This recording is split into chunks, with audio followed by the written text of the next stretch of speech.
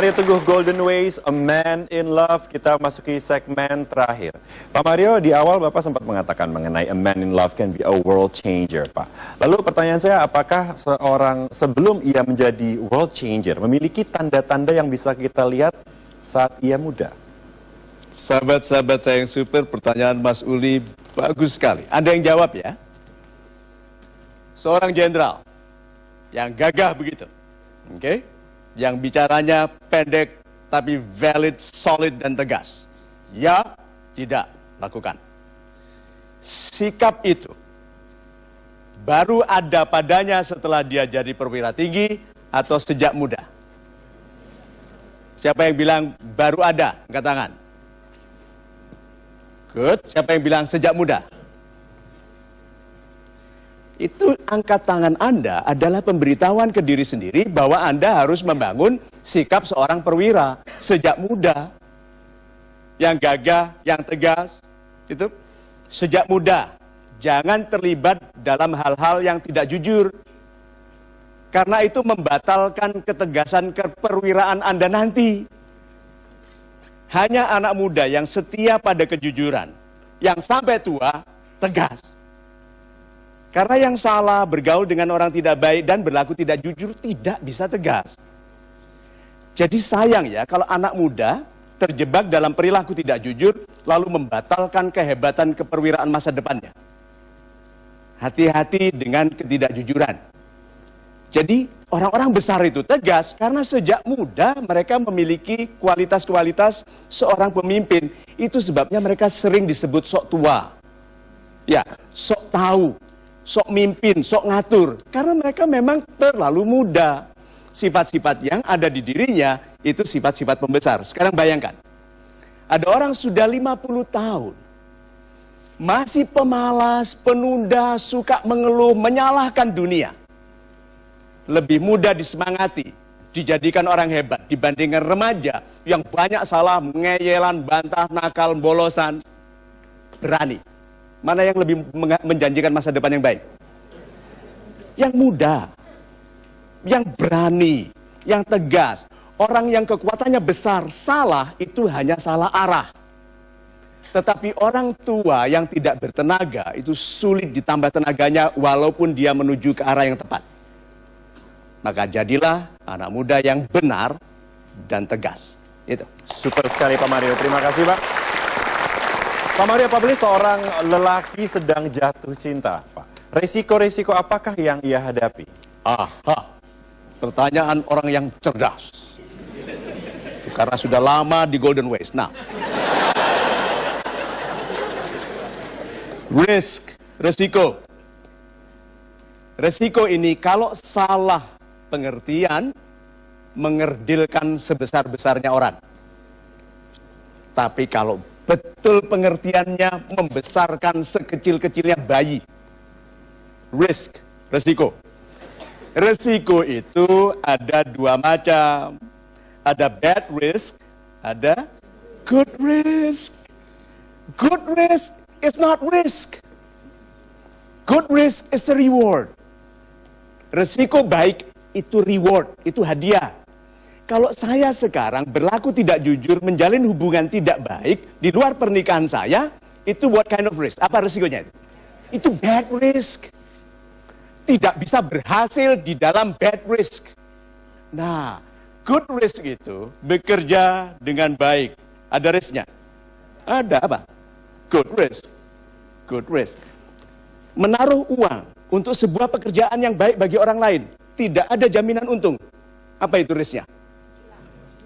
Hilang. Wah, ini nggak bisa dibantu nih orang. Gimana ini? Pekerjaan baik bagi orang lain itu tidak ada risikonya. Karena kalau kelihatannya rugi, kelihatan sekarang. Cara Tuhan menambahkan uang kepada kita tidak harus tunai.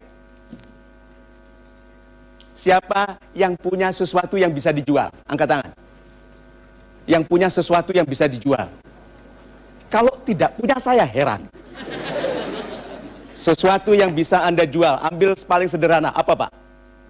Motor. Very good. Anda membantu orang yang tidak bisa membayar Anda Anda harusnya dibayar 1 juta rupiah. Anda mau jual motor harganya 12. Mungkin nggak tahu-tahu ada yang membayar 13. Itu loh maksudnya. Tuhan bisa menambahkan nilai dari yang sudah Anda miliki. Jadi kalau begitu melakukan kebaikan always presents good risks. Kalau begitu terlibatlah dalam pekerjaan-pekerjaan yang resikonya baik. Itu. Super sekali Pak Mario. Terima kasih Pak. Mohon kesediaan memberikan kesimpulan Pak untuk menutup segmen terakhir kita. Ya, sahabat saya yang super. Ada tuh orang-orang yang tua, usianya 60 tahun, energinya 4 kali lipat dari orang yang seperempat umurnya? Ada? Banyak. Dan orang-orang hebat itu selalu energetik, berenergi, selalu ada tenaga.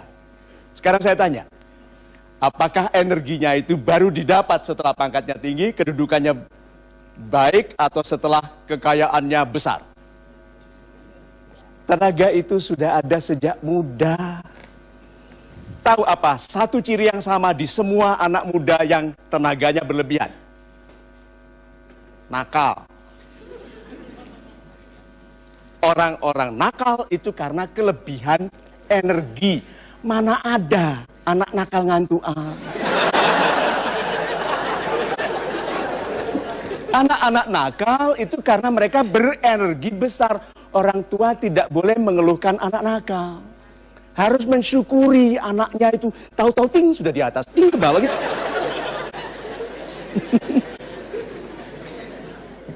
Laki-laki, a man in love, yang mudanya nakal, menjanjikan breakthrough, terobosan-terobosan, karena dia akan bertahan mengupayakan sesuatu yang selama ini sulit, yang orang lain bilang tidak mungkin. Kalau ada orang bilang, itu sulit Mas Uli, ya itu kan untukmu, aku belum coba. Nggak mungkin, ya kan aku belum coba. Kalau bilang susah, izinkan aku yang coba. Lebih baik aku yang gagal daripada kamu. Coba bayangkan itu. So a man in love itu menggunakan semua tenaganya, semua kelebihannya untuk melakukan sesuatu yang baru, yang belum dicobanya, untuk menjadikan dirinya masuk dalam kemungkinan-kemungkinan baru yang tidak pernah dilihatnya. Dan wanita yang dicintainya adalah yang membantunya melihat kemungkinan-kemungkinan itu. Itu. Super sekali Pak Mario. Terima kasih banyak Pak. Thank you very much. Pemirsa, kita jumpa lagi minggu depan selalu di Mario Teguh Golden Ways. Sangat bermanfaat untuk saya karena ada beberapa persoalan-persoalan hidup yang pernah saya dapatkan. Ternyata ada yang saya peroleh jawabannya di sini. Saya sebagai laki-laki, karena tadi temanya Man in Love, saya jadi harus segera menyatakan bahwa ya, saya harus segera menjadi orang yang tegas, saya harus segera memilih siapa pasangan saya harus segera memutuskan, saya itu harus menjadi laki-laki seperti apa. Man in Love tadi itu benar-benar kita melihat bahwa apapun yang kita lakukan, laki-laki dan perempuan itu merupakan dua makhluk yang saling berinteraksi dan saling membutuhkan. Jadi sangat bagus untuk bisa kita ambil petik hikmahnya